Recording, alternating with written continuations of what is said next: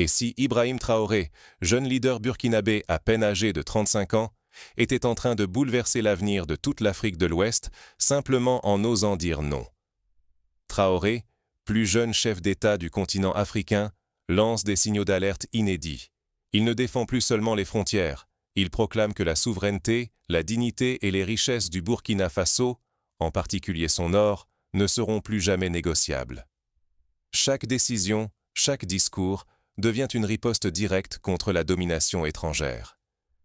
Traoré brise les vieux schémas, secoue l'ordre régional et international, quitte à s'attirer la colère des grandes puissances et des institutions comme la CEDEAO. Le Burkina Faso refuse désormais d'être le simple jouet d'intérêt venu d'ailleurs. Derrière chaque geste, une stratégie se dessine. Transformer les ressources naturelles du pays en véritables leviers économiques et politiques. Pour la première fois depuis des décennies, les trésors du sous-sol burkinabé s'imposent au cœur d'un projet d'émancipation audacieux. Mais à quel prix? Car ce pari place en jeu la stabilité, la prospérité et même l'avenir de la nation. Toute l'Afrique de l'Ouest observe. Traoré sera-t-il un modèle de souveraineté ou l'étincelle d'une crise régionale, faite d'isolement et de sanctions? Ce bras de fer peut redéfinir les alliances, chambouler le jeu des puissances ou ouvrir une brèche vers l'inconnu. Qui est vraiment Ibrahim Traoré? Et comment en est-il arrivé à défier ouvertement les acteurs les plus puissants du continent? Pour mieux saisir l'ampleur de l'audace de Traoré, il faut comprendre le contexte historique qui a façonné le Burkina Faso, un pays qui a longtemps été sous la coupe de forces étrangères. D'où vient cette méfiance tenace envers la France, la CEDEAO et les géants miniers étrangers? Pour le saisir, il faut remonter dans le passé troublé du Burkina Faso, un pays d'Afrique de l'Ouest qui, depuis son indépendance, n'a jamais goûté à une pleine souveraineté. La France, ancienne puissance coloniale, a gardé l'ombre de son influence, bases militaires, accords confidentiels et omniprésence des multinationales. À travers chaque crise politique, Paris tirait les ficelles, directement ou via des alliés locaux, enfermant le Burkina Faso dans une spirale de dépendance et de frustration. Prenons l'exemple du maintien de bases militaires françaises à Ouagadougou et à Koudougou, héritage direct de l'ère coloniale. Ces bases, sous couvert d'accords de défense, ont permis à la France de surveiller et d'influencer discrètement la politique intérieure burkinabé. Dans les années 80, sous le régime de Thomas Sankara, un autre jeune dirigeant charismatique, la France a été accusée d'avoir soutenu le coup d'État qui a mis fin à son mandat révolutionnaire.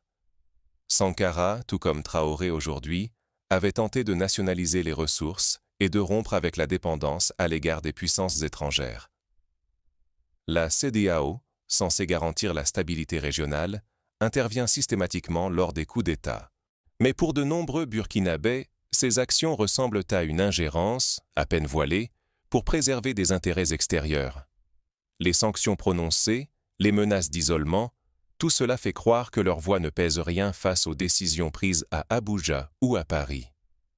Ainsi, lors du coup d'État de 2022 mené par Traoré, la CEDEAO a immédiatement menacé le Burkina Faso de lourdes sanctions économiques, allant jusqu'à envisager la fermeture des frontières et la suspension des transactions bancaires régionales. Ce type de réaction rappelle celle subie par le Mali ou la Guinée après leur propre rupture politique. Au centre de ce système, il y a les richesses du sol. Or, zinc, manganèse, pierres précieuses. Depuis plus de 60 années, l'exploitation de ces ressources a surtout enrichi les étrangers. Les compagnies canadiennes, australiennes ou françaises extraient chaque année d'innombrables tonnes d'or, mais la population locale n'en perçoit que des miettes. Les recettes, souvent minées par des contrats iniques, échappent au budget national, nourrissant un sentiment profond d'injustice. Prenons l'exemple de la mine d'or d'Essakane, exploitée par une société canadienne. Chaque année, des centaines de millions d'euros de lingots partent vers l'étranger, tandis que les villages voisins peinent à accéder à l'eau potable ou à des infrastructures de santé de base. Face à cette prédation, les Burkinabés réclament la fin de la tutelle. La jeunesse, surtout, veut tourner la page des compromis humiliants et retrouver la fierté nationale. Il ne s'agit plus de symboles, Il faut reprendre le contrôle réel du sol, des sous-sols et des choix économiques qui engagent l'avenir. Cette exigence se retrouve dans des mouvements populaires comme le ballet citoyen, qui mobilisent la rue pour réclamer une gestion transparente des ressources et la fin de l'impunité pour les multinationales. Mais cette soif d'émancipation est risquée. Si rien ne change, le Burkina Faso restera un pion, ses richesses s'évaporeront, sa dignité sera piétinée. Mais toute tentative de rupture expose à la riposte, sanctions, isolement, voire déstabilisation orchestrée par ceux qui refusent de céder leurs privilèges. Rappelons l'exemple du Venezuela, qui, après avoir nationalisé son pétrole, s'est retrouvé sous le coup de sanctions internationales ayant déstabilisé son économie. À chaque fois qu'un pays tente de s'émanciper, il doit s'attendre à des contre-mesures musclées. Le pays est à la croisée des chemins entre soumission et soulèvement. Ibrahim Traoré, jeune capitaine devenu président, va tenter l'impensable, transformer l'économie en instrument de reconquête pour restaurer la souveraineté et la dignité du Burkina Faso. Mais par où commencer? Pour comprendre la stratégie de Traoré, il faut d'abord saisir comment fonctionne concrètement le pillage des ressources et pourquoi il est si difficile d'y mettre fin. Pour illustrer, regardons le processus typique d'attribution d'un permis minier. Pendant des décennies, des sociétés étrangères bénéficiaient de conditions fiscales avantageuses, versaient des royalties minimes et profitaient de clauses de stabilité leur garantissant l'absence de changement de fiscalité pendant 20 ans. Et si l'or du Burkina Faso devenait la clé d'une nouvelle émancipation, ou le piège d'un isolement périlleux? Sur ce fil tendu, Ibrahim Traoré joue la partie la plus risquée de son mandat. Depuis son arrivée, il impose une surveillance stricte sur chaque permis minier. Désormais, toute autorisation est minutieusement examinée, avec une priorité absolue donnée aux entreprises du pays. Le signal envoyé aux multinationales est limpide: respecter les nouvelles règles ou perdre leur licence, sans appel. En 2023, le gouvernement de Traoré a suspendu plusieurs permis d'exploitation, dont celui d'une société australienne accusée de ne pas avoir respecté les engagements environnementaux. Mais ce n'est pas qu'une question d'économie. Chaque décision sur l'or ou le manganèse devient une arme stratégique. Négocier, résister, imposer le respect. Les ressources nationales ne seront plus sacrifiées. Elles doivent avant tout profiter au peuple, et non grossir les profits d'intérêts étrangers. Cette ligne dure divise. Pour certains Africains, Traoré incarne la fierté retrouvée et la rupture avec la vieille dépendance. Pour d'autres, il met le Burkina Faso en danger. Manque d'investissement, risque de sanctions et une possible marginalisation sur la scène internationale. Souvenons-nous de la Côte d'Ivoire, qui, après avoir tenté de renégocier ses contrats de cacao, a vu les marchés internationaux faire pression, provoquant une chute des revenus agricoles. La résistance économique a un coup direct sur la vie quotidienne des populations. Le pari est colossal. Mal maîtrisé, ce virage peut déclencher crise économique, fuite des capitaux et pénalités frappant les plus fragiles. Mais s'il réussit, le Burkina Faso pourrait gagner une autonomie réelle, un pouvoir de négociation inédit et ouvrir la voie à une nouvelle ère pour ses voisins. Dans ce bras de fer, l'avenir du pays se joue autant dans la gestion des mines que dans la capacité à transformer cette richesse en instrument de souveraineté. C'est le peuple face aux intérêts privés, la nation face aux pressions extérieures. Désormais, chaque once d'or devient un levier diplomatique et chaque choix un test de courage. Mais cette stratégie nationale n'est qu'une facette du défi. Pour Traoré, la maîtrise des ressources n'a de sens que si elle se traduit en pouvoir concret sur la scène régionale et internationale. La stratégie ne s'arrête pas à la gestion minière, elle s'étend à la refonte des relations diplomatiques du Burkina Faso. CEDEAO, France, Russie. Qui va céder? Qui va s'unir? Le Sahel vit une lutte de pouvoir sans précédent. Sous la direction d'Ibrahim Traoré, le Burkina Faso s'éloigne chaque jour davantage de la CEDEAO. Les liens tissés depuis des décennies avec la France et l'Occident s'effritent. À la place, le pays se rapproche de la Russie, avide d'étendre son influence en Afrique de l'Ouest. En 2023, une délégation burkinabé s'est rendue à Moscou pour discuter de coopération militaire et de fourniture de céréales, illustrant un basculement géopolitique majeur. Mais une dynamique encore plus inédite se dessine. Le Burkina Faso, le Mali et le Niger avancent vers la naissance d'un bloc sahélien. Leur projet ? Coopération militaire accrue, gestion commune des ressources stratégiques, comme l'or, et circuits commerciaux alternatifs aux routes dictées par l'Occident. Unis, ces pays pourraient bouleverser la donne. Ils rêvent de peser enfin sur la scène internationale, d'imposer leurs propres règles. Mais cette alliance reste fragile. Divergence de vision, vieille rivalité, risque d'erreur stratégique, un faux pas et tout peut s'effondrer. Regardons l'histoire de l'Union africaine ou de la SADC. Bien que fondées sur des idéaux d'unité, ces organisations ont parfois échoué à harmoniser les politiques de leurs membres, faute de vision commune ou de moyens partagés. En face, la riposte ne se fait pas attendre. L'Union européenne, la CEDEAO, la France agite la menace de sanctions économiques et accentue les pressions diplomatiques. Les nouveaux alliés, eux, promettent investissements, soutien militaire et nouveaux marchés. Au Mali, le retrait de la France a été suivi par une arrivée remarquée du groupe Wagner, illustrant comment la vacance laissée par l'Occident attire d'autres acteurs globaux, parfois aux intérêts tout aussi opaques. Le Burkina Faso se trouve à la croisée des chemins. Deviendra-t-il le pilier d'un modèle inédit d'autonomie et de souveraineté ? Ou subira-t-il l'isolement, la faiblesse économique et des représailles qui pourraient déstabiliser toute la région ? Dans ce bras de fer, chaque choix de Traoré pèse sur l'avenir du Sahel. Son audace fascine, inquiète, mais force tous les acteurs à revoir leurs certitudes. Mais le pari de Traoré comporte aussi des risques immenses pour son pays et pour lui-même.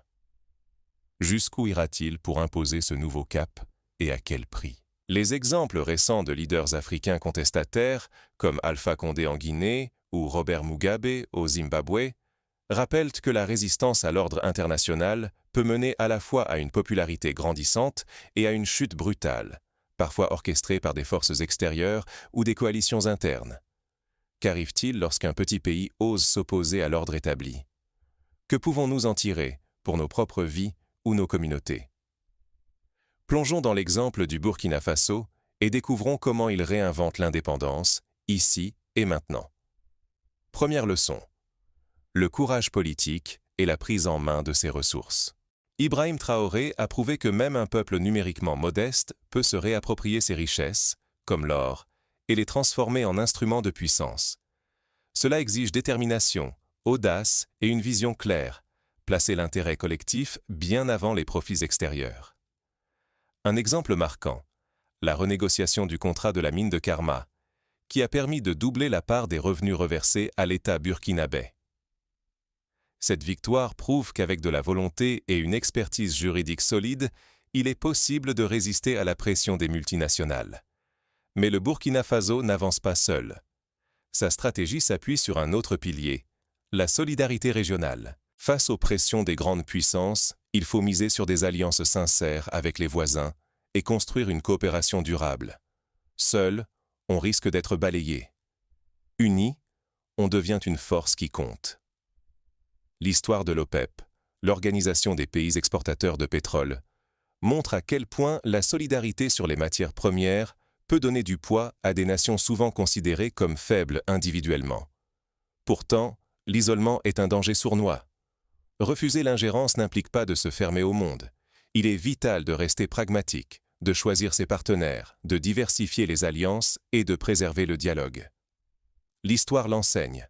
L'autarcie fragilise, l'ouverture protège et renforce. Regardons le Vietnam qui, tout en reprenant le contrôle de ses ressources après la guerre, a su s'ouvrir progressivement au commerce mondial, tirant ainsi parti de la mondialisation tout en préservant sa souveraineté. Retrouver la fierté nationale ne se limite pas à de grands discours. Il s'agit d'actes concrets, gestion transparente des ressources, choix économiques audacieux, défense du bien commun. Traoré l'a compris, la souveraineté se construit dans les décisions du quotidien. Le gouvernement burkinabé a lancé un portail public recensant tous les permis miniers, permettant ainsi aux citoyens de vérifier l'utilisation des ressources, une innovation encore rare en Afrique de l'Ouest. Chacun a un rôle à jouer. Les dirigeants, bien sûr, mais aussi chaque citoyen. Défendre l'intérêt collectif, s'engager, demander des comptes et agir localement. C'est ainsi que l'on façonne son avenir. Les comités de vigilance villageois, qui surveillent les activités minières illégales, en sont un exemple vivant. Leur implication directe dans la protection de leur environnement a permis de limiter la corruption et les abus. Mais attention, s'inspirer sans préparation, c'est risquer de reproduire les mêmes erreurs. Isolement, sanctions, instabilité. À l'inverse, ignorer ces leçons, c'est accepter la dépendance et l'impuissance. Aujourd'hui, le destin du Burkina Faso se joue. Le vôtre aussi, quelque part. Mais ce pari sur l'indépendance n'est pas sans conséquences. Que se passe-t-il lorsque l'on défie ouvertement les puissances qui tiennent les rênes? Le Burkina Faso avance, mais à quel prix et vers quel avenir? Devant la planète entière, Ibrahim Traoré ne propose pas qu'un simple changement de cap. Il porte haut un défi: réinventer la souveraineté, la fierté et l'indépendance, dans une région marquée depuis des décennies par la domination étrangère. Derrière ce souffle révolutionnaire, la réalité demeure complexe. Prendre la main sur l'or national et les décisions politiques inspirent une génération de jeunes Africains. Les discours sans compromis envers la CEDEAO et les anciennes puissances coloniales ravivent l'unité. Mais ces choix amènent aussi des dangers: l'isolement diplomatique, la menace de sanctions économiques, l'incertitude pour des millions de citoyens. Pour illustrer, rappelons la situation du Zimbabwe après la réforme agraire de 2000. Le pays a souffert d'une inflation galopante et d'une crise humanitaire, conséquence directe des sanctions occidentales. Le véritable enjeu, c'est notre regard. Est-ce un sursaut de courage et de solidarité ou une marche vers l'inconnu? Adhérer ou rejeter la voie de Traoré, c'est déjà influencer l'avenir du continent. Chaque décision prise au Burkina Faso devient un miroir pour l'Afrique entière et pour chacun de nous. La question demeure: ce modèle peut-il s'imposer ou va-t-il se briser contre la dureté du monde? L'histoire ne se limite jamais à un héros ou à un adversaire. Elle s'écrit à plusieurs, dans les choix, les critiques, les espoirs. Restez vigilants. Le Burkina Faso n'a pas dit son dernier mot. C'est ici, sous nos yeux, que l'Afrique invente une nouvelle façon d'exister. Mais comment le peuple burkinabé peut-il concrétiser cette vision d'indépendance?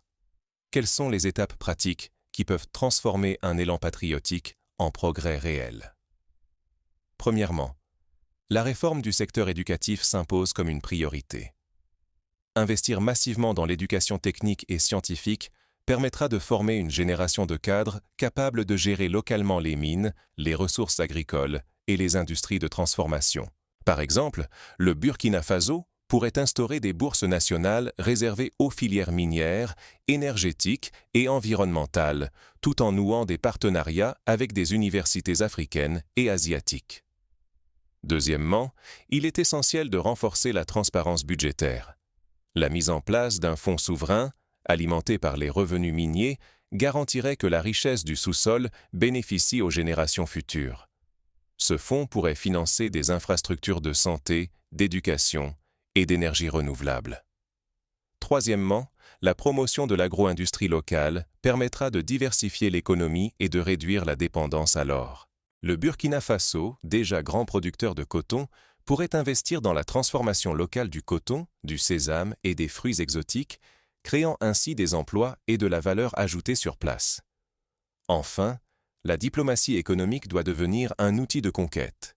Au lieu d'attendre les investisseurs étrangers, le Burkina Faso pourrait lancer des foires internationales pour promouvoir ses produits et attirer des partenariats avec les pays émergents d'Asie, d'Amérique latine ou du Moyen-Orient.